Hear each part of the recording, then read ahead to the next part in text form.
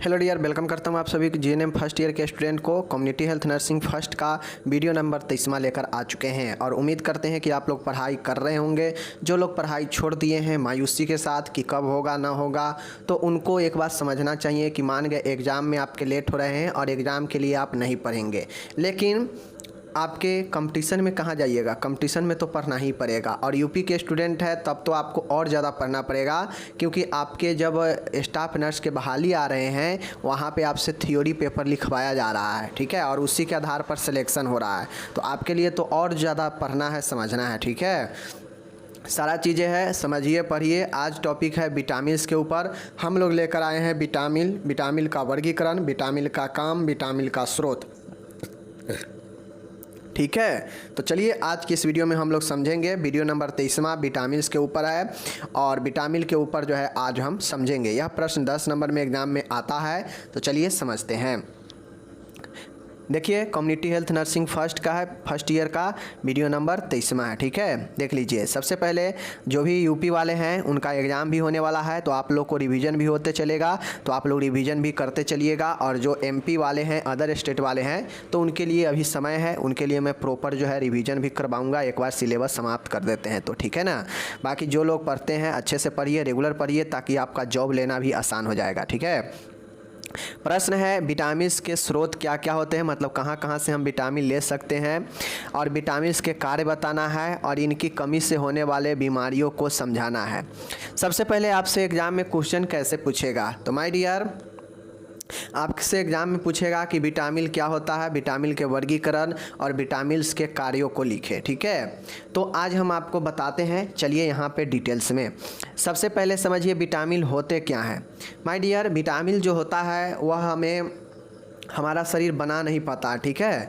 तो विटामिन्स जो है हम भोजन से, खाद्य पदार्थों से ही प्राप्त करते हैं, जैसे फल फूल हो गया, भोजन हो गया, ठीक है, खट्टे पदार्थ आंवला वगैरह हो गया। तो जिस प्रकार के जो भोजन लेंगे उसमें उस प्रकार का जो है आपके विटामिन्स पाए जाते हैं, और यह विटामिन हमारे शरीर के लिए वृद्धि विकास के लिए बहुत ज़्यादा आवश्यक होता है। विटामिन्स के अभाव में हमारा शरीर जो है पूर्ण रूप से विकास और वृद्धि नहीं कर पाता है, तो इस कारण से यह बहुत सारे बीमारी को उत्पन्न भी कर देता है इसके कमी से। तो ये चीज़ समझिए, ये विटामिन होता है। विटामिन से ऊर्जा नहीं मिलता है। अगर आपसे एग्जाम में पूछेगा कि विटामिन से क्या ऊर्जा देता है, तो नहीं, विटामिन कभी भी ऊर्जा नहीं देता। विटामिन आपके शरीर के जो है क्या करता है, यह आपके शरीर में विकास करता है, वृद्धि करता है, ठीक है, कोशिकाओं को मरम्मत करता है, समझ गए। और यह विटामिन हमारे शरीर के लिए बहुत आवश्यक होता है। और यह जो है एक कार्बनिक पदार्थ होता है। क्यों कार्बनिक पदार्थ क्यों होता है, क्योंकि इसमें विटामिन में कार्बन उपस्थित होते हैं, इसीलिए इसे कार्बनिक पदार्थ कहा जाता है, ठीक है। विटामिन कार्बनिक पदार्थ है सबसे पहले, क्यों, क्योंकि इसमें कार्बन मौजूद होता है, ठीक है, जो प्राकृतिक खाद्य पदार्थों में सूक्ष्म मात्रा में उपस्थित होते हैं। जो विटामिन हमारा शरीर नहीं बनाता है, कहाँ उपस्थित होता है, तो प्राकृतिक में जो भी खाद्य पदार्थ मौजूद है उसमें जो है सूक्ष्म मात्रा में, मतलब बहुत कम मात्रा में जो है विटामिन मौजूद है। जैसे आप आंवला लेते हैं तो आंवला में विटामिन सी होता है, नींबू में विटामिन सी होता है, ठीक है, संतरा में विटामिन सी पाया जाता है, ठीक है, अंडा में भी होता है, मछली में भी होता है, ठीक है, सूर्य की रोशनी से जो है हमें विटामिन मिलता है। तो बहुत जो है आपके यह महत्वपूर्ण होता है, ठीक है। तो इसीलिए कहा जाता है कि यह जो है खाद्य पदार्थों में सूक्ष्म रूप में उपस्थित होते हैं, ठीक है। विटामिन स्वस्थ जीवन के लिए बहुत ज़रूरी है। अगर आपका जीवन, आपका लाइफ अगर हेल्दी चाहिए तो आपको विटामिन भरपूर मात्रा में जो है शरीर को चाहिए। किसी भी विटामिन की कमी होने पर स्वास्थ्य की समस्या हो सकती है। अगर आपके बॉडी में कोई भी विटामिन जितना हमें बॉडी को चाहिए अगर कम जाता है तो आपके शरीर में रोग उत्पन्न हो जाता है, ठीक है, और जीवन पर जोखिम बढ़ जाता है, ठीक है। विटामिन एक कार्बनिक यौगिक है, कार्बनिक पदार्थ है, जिसका अर्थ है कि इसमें कार्बन होता है। ठीक है, सिंपल भाषा में समझिए कि विटामिन से कार्बनिक पदार्थ है, और यह कार्बनिक पदार्थ क्यों है, क्योंकि इसमें कार्बन उपस्थित होता है, ठीक है। और साथ में हम कार्बनिक जो हमारा विटामिन है, बॉडी हमारा शरीर विटामिन नहीं प्रोड्यूस करता है, नहीं बनाता है। यह विटामिन हम अलग अलग खाद्य पदार्थों के द्वारा अर्जित करते हैं अपने बॉडी के लिए, ठीक है। तो यही हमारा जैसे दाल हो गया, हरे साग सब्जी सब्जी हो गया, फल फूल हो गया, इस सब में जो है सूक्ष्म मात्रा में विटामिन होते हैं, जिसके लेने से हमारे शरीर को विटामिन मिलता है और यह विटामिन वृद्धि विकास में बहुत भूमिका निभाता है। ठीक है, तो यही जो है हमारा विटामिन हो गया। चीज़ों को समझ गए। आगे देखिए, अब आपसे विटामिन का वर्गीकरण पूछेगा तो मैं यहीं पर बता देता हूँ। विटामिन का जो वर्गीकरण है यह 2 आधार पर किया गया है। ठीक है, यहीं पर समझ लीजिए, विटामिन का वर्गीकरण 2 आधार पर लिखिएगा। विटामिन के वर्गीकरण निम्नलिखित 2 तरीक़ों से किया गया है। पहला वर्गीकरण है जल में घुलनशील विटामिन, दूसरा है वसा में घुलनशील बीमारी। ठीक, सॉरी बीमारी नहीं, विटामिन। ठीक है, तो यही पर लिखिएगा आप लोग कि जब आपको वर्गीकरण करना हो तो लिखिएगा कि विटामिन का वर्गीकरण निम्नलिखित 2 तरीक़ों से किया गया है। ए नंबर है वसा में घुलनशील, यानी फैट में, जो बॉडी के मोटापा में घुल जाता है, फैट में घुल जाता है तो उसे फैट सोलुबल कहते हैं, वसा में घुलनशील कहते हैं। ठीक है, वसा में घुलनशील विटामिन होता है ए, डी, ई, के। यह 4 विटामिन वसा में घुलनशील होता है, ए, डी, ई, के। ठीक है, रही बात बी नंबर में जो होगा वह जल में घुलनशील होगा, मतलब वाटर सोलुबल विटामिन होगा। ठीक है, अब जो जल में घुलनशील विटामिन होगा वह विटामिन होता है आपके ए, डी, ई, के। यह 4 विटामिन छोड़कर बाकी के जो भी विटामिन है सब के सब जो है जल में घुलनशील है, खासकर विटामिन बी के वर्ग समूह के और विटामिन सी, यह 2 विटामिन आपके जल में घुलनशील है और यह 4 विटामिन आपके फैट में घुलनशील है। तो विटामिन बी में बहुत सारे ग्रुप है, vitamin B1, vitamin B2, B3, B5, B6, B7, ठीक है, B12, B9, तो ये सब बी के समूह है, ग्रुप है, और सी अपना अकेला है। तो नॉर्मली कहा जाए तो ये 2 जो है जल में घुलनशील है। ठीक है, तो यह हो गया वर्गीकरण। अब चलिए हम इसको अच्छे से डिस्कस करते हैं। ए नंबर में है वसा में घुलनशील फैट सोलुबल विटामिन। अब चलिए फैट सोलुबल विटामिन कौन कौन है, इसके कार्य, स्रोत और कमी से होने वाले रोगियों को देखते हैं। ठीक है, सबसे पहले समझिए विटामिन ए है। विटामिन ए हमारा वसा में घुलनशील विटामिन है। ठीक है, और विटामिन ए को हम लोग रासायनिक केमिकल नाम रेटिनॉल कहते हैं। ठीक है, याद रखिएगा, ऑब्जेक्टिव में पूछता है कि विटामिन ए का रासायनिक नाम क्या है, विटामिन B6 का रासायनिक नाम क्या है, विटामिन H का रासायनिक नाम क्या है, तो आपको याद रखना पड़ेगा, हम सब बताएंगे। विटामिन ए का रासायनिक नाम रेटिनॉल है। ठीक है, इसका काम क्या है हमारे बॉडी में, तो सबसे पहले यह हमारे आँखों के लिए बहुत आवश्यक होता है। ठीक है, इसके साथ साथ में हमें त्वचा के लिए, बालों के लिए, नाखून के लिए, ग्रंथि के लिए, दांत के लिए, मसूड़ा के लिए और हड्डियों के लिए भी जो है आवश्यक है। मेनली रूप से कहा जाए तो इसका काम जो है आँखों के जो है बहुत जो है पोषण देना, आँखों को जो है इसके कमी से नाइट ब्लाइंडनेस होता है, रतौंधी जिसे कहते हैं, और यह जो है इसके अलावा आँखों के अलावा त्वचा, बाल, नाखून, ग्रंथि, दांत, मसूड़े, हड्डी, ये सब के लिए भी जो है ज़रूरी होता है। तो इसका कार्य ये हो गया। ठीक है, कहाँ कहाँ से ये ले सकते हैं आप, तो माय डियर देखिए, अब यह भोजन के रूप में विटामिन मिलता है। ठीक है, तो विटामिन सी एक ऐसा है जो आपको खट्टे पदार्थों से मिल जाता है। बाकी के जो भोजन है सब भोजन में हल्का हल्का सभी विटामिन जो है मौजूद होता ही है, किसी में थोड़ा कम, किसी में थोड़ा कोई विटामिन ज़्यादा होता है, लेकिन सभी खाद्य पदार्थों में थोड़ा न थोड़ा हर एक विटामिन मौजूद होता ही है, जो है सिर्फ और सिर्फ विटामिन सी को छोड़कर। दूध में विटामिन सी नहीं पाया जाता है क्योंकि दूध में खट्टे पदार्थ रहेगा तो फट ही जाएगा, इसलिए विटामिन सी उसमें नहीं पाया जाता है, तो ये भी याद रखिएगा। अब दूध हो गया, मक्खन हो गया, मछली हो गया, यकृत के तेल हो गया, घी हो गया, अंडे हो गया, सफ़ेदी, आम, गाजर, पालक आदि जो है यह आपके विटामिन ए जो है ये सब में पाया जाता है। नॉर्मली कहा जाए तो जितने भी पौष्टिक भोजन पदार्थ है वह सब में जो है आपके विटामिन ए पाए जाते हैं। तो स्रोत में सब लिख दीजिएगा। ठीक है, खासकर गाजर जो है इसका बहुत बड़ा जो है स्रोत है। ठीक है, इसके कमी से होने वाला रोग होता है आँख से संबंधित रोग जो है नाइट ब्लाइंडनेस हो जाएगा, जीरोसिस कॉर्निया हो जाएगा, क्रेटोमेलेसिया होगा। ठीक है, जीरोसिस कंजक्टिवाइटिस हो जाएगा, बिटॉट स्पॉट होता है, तो ये सब कमी से होने वाला रोग है। ओके, समझ गए। चलिए, दूसरा है विटामिन डी है। अब ए हम लोग पढ़ लिए, अब विटामिन डी को हम लोग पढ़ेंगे। तो विटामिन डी को रासायनिक नाम कैल्सीफेरॉल होता है। विटामिन डी से कैल्शियम मिलता है और इसी कैल्शियम से कैल्सीफेरॉल बना है, तो याद रखिएगा। ठीक है, अब विटामिन डी का काम होता है कि यह हड्डियों को पोषण पहुंचाता है,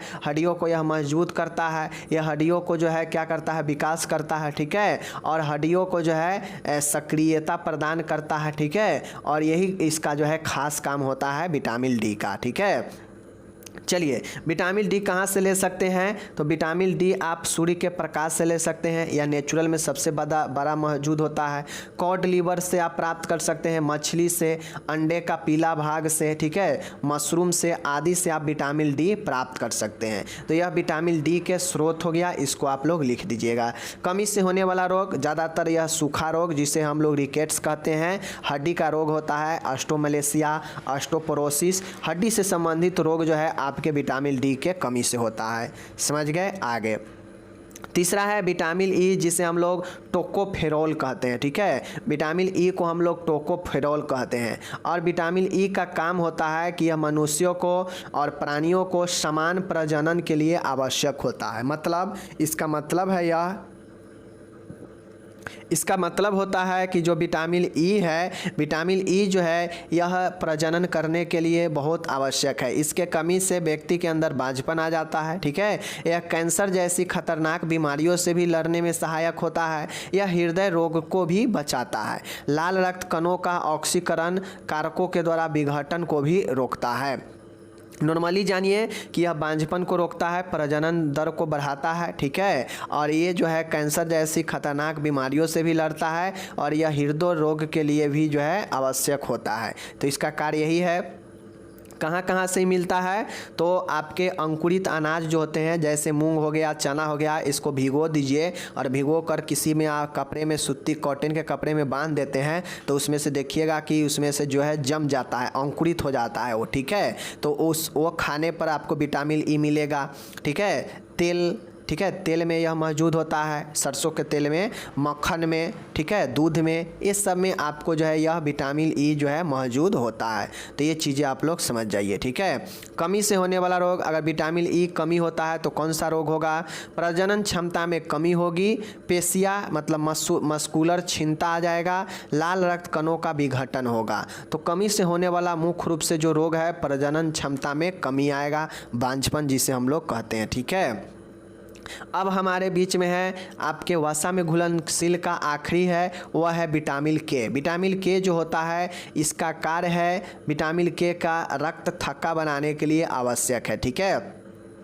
इसका महत्वपूर्ण कार्य है कि यह रक्त को थक्का बनाने के लिए आवश्यक होता है। यदि विटामिन के अधिक मात्रा में लिया जाए तो प्रोथ्रोम्बिन का स्तर बढ़ जाता है, और कम लिया जाए तो कम जाता है। अगर विटामिन के का मात्रा अधिक लेंगे तो मतलब आपके ब्लड का जो क्लॉटिंग है वह ज़्यादा होने लगेगा, जो कि यह भी घातक हो सकता है, ठीक है।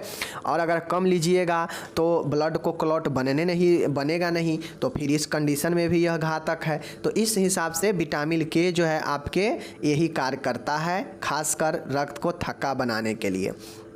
कहाँ कहाँ से यह जो है स्रोत मिल सकता है विटामिन के? तो हरी पत्तेदार सब्जियां लीजिए, अंकुरित गेहूं लीजिए, ठीक है, गेहूं को भिगो कर उसे कपड़े में बांध दीजिए, और जब एक दिन के बाद उसमें से अंकुरन हो जाएगा तो वो खाइए, ठीक है। सोयाबीन खाइए, फूल गोभी खाइए, गेहूं की भूसी, ठीक है, ये खाइए। और कमी से होने वाला रोग प्रोथ्रोम्बिन की कमी होता है, ठीक है। तो यह विटामिन के हुआ। विटामिन के आप समझ गए चीज़ों को, कहाँ कहाँ से मिलेगा? हरी पत्तेदार सब्जियाँ, अंकुरित गेहूं, सोयाबीन, फूलगोभी, गेहूं की भूसी, और ये सब से मिलेगा। कमी से होने वाला रोग प्रोथ्रोम्बिन का कमी होना, जहां पे रक्त का थक्का नहीं बन पाता है, ठीक है। प्रोथ्रोम्बिन का कम होना मतलब रक्त का थक्का नहीं बनेगा, तो यही स्रोत हो गया, ठीक है। कमी से रोग भी जान गए, विटामिन के का कार्य भी जान गए। तो यहाँ पे आपका जो फैट में सोलूबल विटामिन है वह होता है आपका समाप्त। यह 4 विटामिन आप याद रखिएगा, विटामिन ए, डी, ई, के, ठीक है। ए, डी, ई, के जो है वह फैट में घुलनशील है, ओके। अब हम लोग चलते हैं जल में घुलनशील के तरफ। जल में घुलनशील का मतलब है कि यहाँ पे देखिए जल होगा, ए फैट दे दिया गया है टाइपिंग में, यहाँ पे वाटर होगा, ठीक है। वाटर में सोलूबल, फैट में सोलूबल तो पढ़ ही लिए हैं। वाटर सोलुबल मतलब जल में घुलनशील। जल में घुलनशील का मतलब है कि विटामिन सी यानी एस्कॉर्बिक एसिड इसे कहते हैं। अब हम लोग बी वाला में पढ़ेंगे। बी वाला में चूँकि हम लोग को पढ़ना है 6-7 जो है विटामिन के समूहों को पढ़ना है।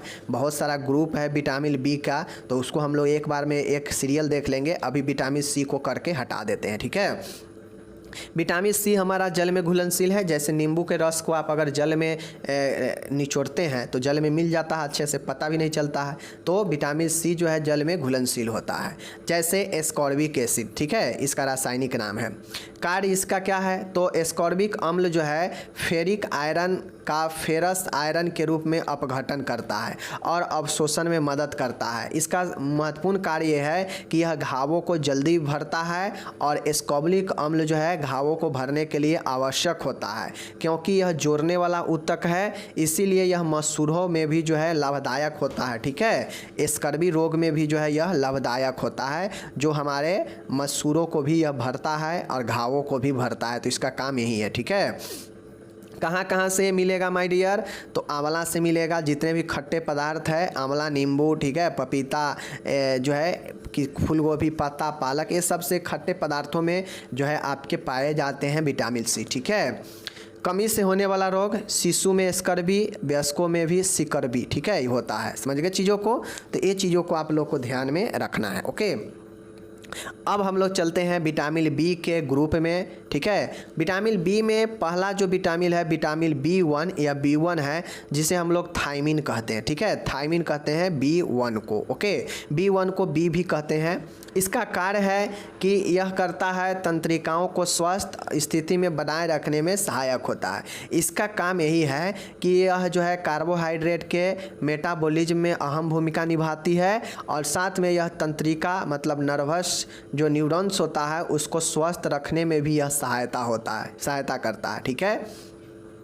तो विटामिन अगर किसी को मस्तिष्क में कार्य प्रणाली में दिक्कत होता है तो उसे विटामिन बी का ही गोली दिया जाता है, ठीक है। क्यों? क्योंकि यह न्यूरॉन को, तंत्रिकाओं को जो है स्वस्थ करके रखता है, ठीक है। चलिए, स्रोत कहाँ से मिलेगा? तो सूखी ईस्ट जो होता है, चावल के जो ऊपर के भूसी पपड़ी होता है, ठीक है। उसके बाद तिलहन हो गया, मांस मछली, सब्जियाँ, फल, दूध, गेहूँ, अंकुरन, फलियाँ, ये जो है आपके हो जाते हैं स्रोत। देखिए, तो ये लगभग सभी में आ रहा है, ठीक है ना। कुछ ही चीज़ें हैं जो चेंज हो रहा है, जैसे यहाँ पे चावल के पपड़ी आ गया, तिलहन आ गया और सूखी ईस्ट आ गया। बाकी ये सब तो सब में लिखा जा रहा है। तो हर एक विटामिन लगभग सभी भोज्य पदार्थ में रहता है। अब किसी में रहता है तो ज़्यादा रहता है, किसी में रहता है तो कम रहता है। जैसे विटामिन सी जो है और भी भोज्य पदार्थ से मिल जाएगा, बट जो आंवला हो गया, जो आपका नींबू हो गया, संतरा है, ये सब में ज़्यादा होता है क्योंकि ये सब प्योर खट्टा होता है, ठीक है ना। तो ये चीज़ों को समझिए। तो ये हो गया कमी से होने वाला रोग। विटामिन B1 की कमी से बेरी, आर्द्र बेरी, शुष्क बेरी एवं शिशु बेरी होता है, ठीक है। आगे देखिए, तीसरा है विटामिन B2। विटामिन B2 को हम लोग जो है राइबोफ्लोविन कहते हैं, ठीक है, राइबोफ्लोविन। इसका काम है कि यह कार्बोहाइड्रेट, वसा, प्रोटीन के चयापचय में सहायक है, मतलब यह मेटाबॉलिज्म की क्रिया में भाग लेता है विटामिन B2, और कार्बोहाइड्रेट, फैट, प्रोटीन इसको चयापचय में सहायक होता है। तो ये चीज़ को विटामिन B2 के बारे में याद रखिएगा। कहाँ से मिलेगा? तो वही चीज़ें हैं, सूखी ईस्ट, अंडे, यकृत, दूध, मांस, संपूर्ण अनाज, दाल, तिलहन, परिष्कृत अनाज। मैं आपको अभी बता देता हूँ यहाँ पे कि विटामिन बी वाला एक याद कर लीजिए स्रोत को, और जितने भी विटामिन बी के ग्रुप वाला पढ़ाएंगे सब में आप जो है इसके स्रोत को लिख दीजिएगा, तो यह आपके हो जाएंगे सही। अब कमी से रोग, विटामिन B2 के कमी से जो रोग होता है वह चिलोसिस, ग्लोसाइटिस, ठीक है, ग्लोसाइटिस, चिलोसिस, ठीक है, एंगुलर स्टोमेटाइटिस होता है। तो ये सब कमी से होने वाला रोग है। फिर से एक बार देखिए, विटामिन B2 के कमी से एंगुलर स्टोमेटाइटिस होता है, चिलोसिस होता है, ग्लोसाइटिस होता है, ठीक है। आगे देखिए, चौथा है विटामिन B3। विटामिन B3 का मतलब है माय डियर नियासिन या निकोटिन एसिड। नियासिन का मतलब होता है विटामिन B3, रासायनिक नाम है नियासिन। अब यह जो विटामिन B3 है यह त्वचा के लिए, आंतों के लिए और स्नायिक प्रणाली के लिए, स्नायिक प्रणाली मतलब न्यूरॉन सिस्टम के लिए जो है यह निकोटिन अम्ल जो है आवश्यक होता है। निकोटिक अम्ल जो है कार्बोहाइड्रेट, वसा, प्रोटीन के चयापचय के लिए भी आवश्यक आवश्यक है। तो देखिए विटामिन B3 जो है सबके थोड़ा थोड़ा फंक्शन चेंज है, बाकी स्रोत हो गया, फंक्शन हो गया, लगभग सबके समान होता है, ठीक है। खासकर यह न्यूरॉन्स के ऊपर जो है ज़्यादा इफेक्ट दिखाता है, मस्तिष्क के ऊपर। तो यह विटामिन B जो ग्रुप वाला है बहुत जो है मस्तिष्क के लिए इम्पोर्टेंट होता है। देख लीजिए सब में है ना कि यह स्नायु प्रणाली मतलब न्यूरॉन सिस्टम को सुचारू रूप से चलाने के लिए आवश्यक होता है। साथ में यह त्वचा और आंतों के लिए भी आवश्यक होता है। यह चयापचय के भी काम करता है। निकोटिक अम्ल, कार्बोहाइड्रेट, वसा, प्रोटीन को चयापचय के लिए भी आवश्यक होता है, ठीक है। आगे देखिए कहाँ कहाँ से मिलता है, तो मिलने की बात है तो यह जो है वही सब चीज़ें हैं। सूखी ईस्ट से दूध, मांस, मछली, मूंगफली, मक्का, अनाज, फलियाँ, अंडा, सब चीज़ से लिख दीजिएगा, ठीक है। स्रोत में यही चीज़ें हो जाएगा। बाकी कमी से होने वाले रोग में डर्मेटाइटिस त्वचा के रोग और डिमेंशिया मतलब मानसिक रोग होता है, ठीक है, विटामिन B3 के कमी से, ठीक है। आगे चलिए विटामिन B6 है जिसे हम लोग पायरिडॉक्सिन कहते हैं। विटामिन B5 आगे हम लोग देखेंगे। विटामिन B6 जो है पायरिडॉक्सिन है और इसका काम है कि विटामिन B के एमिनो अम्ल, वसा एवं कार्बोहाइड्रेट के चयापचय हेतु आवश्यक है। यह तंत्रिकाओं को समान स्थिति में भी बनाए रखने में सहायक है। वही चीज़ें फिर से आया ना कि यह एमिनो एसिड, वसा, कार्बोहाइड्रेट, प्रोटीन के चयापचय हेतु आवश्यक है। साथ में यह न्यूरॉन यानी तंत्रिकाओं को नॉर्मल बनाए रखने में भी सहायक है। तो लगभग कार्य इसका सब में देख रहे हैं तो एक जैसे है, ठीक है, क्योंकि सब एक ही ग्रुप का है, बस नाम अलग अलग है, थोड़ा सा प्रभाव अलग अलग होगा, लेकिन स्रोत और कार्य लगभग सब में एक ही है। फिर से स्रोत की बात है, सूखी ईस्ट, यकृत, दूध, मांस, अंडा, अनाज, फलियाँ, सब्जियां, गिरी, तिलहन आदि जो है इसका स्रोत है। सब में स्रोत और जो है कार्य लगभग समान है। तो आपको एक में किसी में अच्छे से पढ़ लेना है और उस सब में जो है लिख देना है, बस थोड़ा जो है चेंज कर के सब में लिख देना है सेम चीज़ को। कमी से होने वाला रोग जो है देख लीजिए आँख, नाक, मुँह के आसपास घाव होना। अब विटामिन B6 के कमी से देखिए खासकर जो है कमी से होने वाला जो रोग है यह आपका बदल सकता है, ठीक है। कमी से होने वाला रोग सब में अलग अलग होगा, बाकी कार्य और स्रोत सब में एक ही होगा, ठीक है। जैसे यहाँ पे देख लीजिए कि नाक, आँख और मुंह के आसपास घाव होगा विटामिन B6 की कमी से। छठा है फॉलिक एसिड। अब विटामिन जो है 9 को हम लोग एक प्रकार से फॉलिक एसिड के अंतर्गत जो है लाते हैं और फॉलिक एसिड भी जो है हमारा विटामिन B ग्रुप का ही है, विटामिन B समूह के ही है, ठीक है। इसका कार्य है कि यह लाल रक्त कणों की परिपक्वता के लिए जो है आवश्यक है एवं यह जो है अस्थि मज्जा में रक्त निर्माण में सहायता होता है। इसीलिए देखते होइएगा कि लिखता है कि आयरन, फॉलिक एसिड, एनीमिया, ठीक है। तो पोषण में जो एनीमिया होता है आयरन की कमी से, फॉलिक अम्ल की कमी से, तो यह महत्वपूर्ण होता है। फॉलिक अम्ल की कमी से भी एनीमिया हो जाता है। क्यों? क्योंकि फॉलिक अम्ल जो है हमें अस्थि मज्जा, बोन मैरो में रक्त के निर्माण में आवश्यक होता है, ठीक है। और अगर इस कंडीशन में विटामिन B जो है आपको अच्छे से नहीं मिलेगा, फॉलिक अम्ल अगर नहीं मिलेगा सही से, तो क्या होगा, ब्लड के निर्माण में सहायता नहीं करेगा और ब्लड कम होगा। यह लाल रक्त कणों को मैच्योर बनाता है, परिपक्व बनाता है, ठीक है।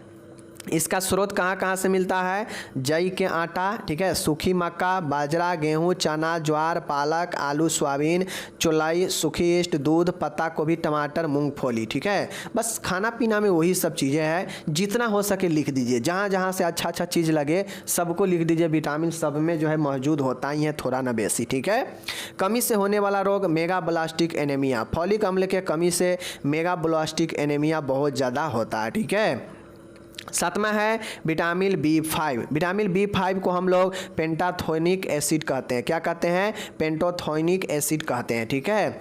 अब ये होता है, इसका कार्य है यह ऑक्सीकरण में सहायता होता है, ठीक है, यह ऑक्सीडेशन में सहायता करता है, कोलेस्ट्रॉल का जैव संश्लेषण करता है, ठीक है, वसीय अम्लों के संश्लेषण एवं ऑक्सीकरण में सहायता होता है। तो अगर आपके शरीर में फैट बसा है, कोलेस्ट्रॉल बढ़ा है, तो आप पेंटाथोनिक एसिड का इस्तेमाल करते हैं, तो इससे जो है आपके ऑक्सीकरण में करके, संश्लेषण करके आपके अंदर फैट और कोलेस्ट्रॉल को कम करता है, ठीक है। इसका स्रोत क्या है, आदि इसके स्रोत होते हैं। देख लीजिए, यकृत, संपूर्ण अनाज, गेहूं का अंकुरन, सूखी ईस्ट, दूध, मांस, मछली, सब्जियां, फलियां, गिरी, तिलहन आदि जो है इसके प्रमुख स्रोत होते हैं। तो स्रोत में कुछ चेंज नहीं हो रहा है, बस हल्का फल्का कार्य में चेंज हो रहा है और कमी से होने वाला रोग हो रहा है। जैसे विटामिन B5 यानी पेंटाथोनिक एसिड का जो कमी है, उससे जो है कमी से होने वाला रोग पैरों में जलन होता है। तो इस चीज़ को याद रखिएगा, ठीक है। आगे देखिए, विटामिन ए 8वां नंबर का है विटामिन B7 या इसी को विटामिन H भी कहते हैं, जिसे हम लोग बायोटीन के नाम से जानते हैं, ठीक है। तो B7 याद रखिए या विटामिन H याद रखिए, ठीक है, नाम है बायोटीन। आगे है कार्य इसका है कि विटामिन जो है B7 कार्बोहाइड्रेट एवं वसा के उपापचय में सहायक है। वही चीज़ें हैं, सब में वही आ रहा है कि कार्बन डाइऑक्साइड, वसा, प्रोटीन का उपापचय, मेटाबॉलिज्म करता है। यह त्वचा और तंत्रिकाओं को समान स्थिति में बनाए रखने में सहायक होता है एवं बायोटीन प्रायोगिक प्राणियों में समान गर्भधारण और दूध स्रवण के लिए भी आवश्यक है। बायोटीन जो है एक्सपेरिमेंटल रूप से प्राणियों में समान गर्भधारण और दूध के सिक्रेशन के लिए भी आवश्यक होता है, ठीक है, याद रखिएगा। स्रोत क्या है, वही सब स्रोत है, यकृत, ठीक है ना, यकृत, सूखी हुई ईस्ट चावल, ठीक है ना, ऊपरी चावल के ऊपरी परत, मूंगफली, सोयाबीन, अंडे, फलियां, गाय का दूध, सब्जियां, फल आदि जो है आपके यह स्रोत होते हैं, ठीक है। तो इस चीज़ को याद रखिएगा, ओके। और लास्ट वाला है हम लोग का विटामिन B12 जिसे साइनोकोबालामिन कहते हैं, ठीक है, बहुत प्रचलित है ये। कार्य होता है विटामिन B12 लाल रक्त, यहाँ पे B12 कर लीजिएगा। विटामिन B12 लाल रक्त कणों की परिपक्वता में सहायता, मतलब यह RBC के जो है मेच्योर करता है, उसे मेच्योर करने में सहायता करता है। यह मज्जा तंतुओं पर प्रतिक्रिया करता है, मतलब यह जो बोन मैरो है उस पर प्रतिक्रिया करता है अपना, और सफ़ेद रक्त कोशिका WBC तथा रक्त का निकाय बनाने में सहायता होता है। यानी विटामिन B12 जो है यह रक्त कोशिकाओं बनाने में, WBC का निर्माण में सहायता करता है, ठीक है। स्रोत क्या है, कहाँ कहाँ से विटामिन B12 मिल सकता है, तो यकृत, ठीक है ना, यकृत, मांस, मछली, अंडा, गाय का दूध, भैंस का दूध आदि से विटामिन B12 मिल सकता है, ठीक है। और कमी से होने वाले रोग में एनीमिया जो है आपके बहुत महत्वपूर्ण है। तो इस प्रकार से हमारा जो है प्रश्न यहाँ पे हो गया समाप्त। हमने विटामिन के वर्गीकरण, उसके कार्य, उसके स्रोत को मैंने आपको सामने रख दिया। अगर आपसे एग्जाम में पूछे विटामिन क्या है, विटामिन का वर्गीकरण बताए, कमी से होने वाला रोग और जो है कार्यों को लिखे तो आराम से लिख दीजिएगा। अब ये प्रश्न को हिंदी इंग्लिश में दोनों में दे रखे हैं, नीचे टोटल ऊपर जितना पढ़ाया सबका इंग्लिश नीचे दिया गया है। तो जो भी इंग्लिश वाले हैं PDF डिस्क्रिप्शन से डाउनलोड करके आप लोग पढ़िएगा, ठीक है, कोई दिक्कत आप लोग को नहीं होगा। बाकी मैं डियर बता दूं आप लोग को यहाँ पे, जो भी माय डियर है 2 बार इसको पढ़िएगा तो याद हो जाएगा। आपको लगता होगा कि सब में तो एक ही चीज़ें दिया गया है स्रोत में, तो बिल्कुल भोजन जो हम दैनिक करते हैं सब में कुछ न कुछ विटामिन होता ही है। तो जो भी आपके मन में आ जाए उसको लिख दीजिएगा, अंडा, दूध, मछली, ठीक है। सिर्फ ये ध्यान में रखिएगा कि विटामिन C जो है दूध में नहीं पाया जाता है, तो विटामिन C वाला स्रोत में दूध मत लिखिएगा, ठीक है, ये ध्यान में रखिएगा। बाकी जल में घुलनशील, वसा में घुलनशील, सब में हम अलग अलग पढ़ा दिए हैं, आप एक आध बार पढ़िएगा तो ध्यान में आ जाएगा, ठीक है। मिलेंगे आपसे अगले वीडियो, तब तक अपना ख्याल रखिएगा। जो भी यूपी वाले हैं उनका एग्ज़ाम नज़दीक है, तो आप लोग इसको अच्छे से कंप्लीट कर लीजिए, ऐसा ना हो कि फिर दूसरे दिन जो है इसको पढ़ना पड़े, ठीक है। धन्यवाद।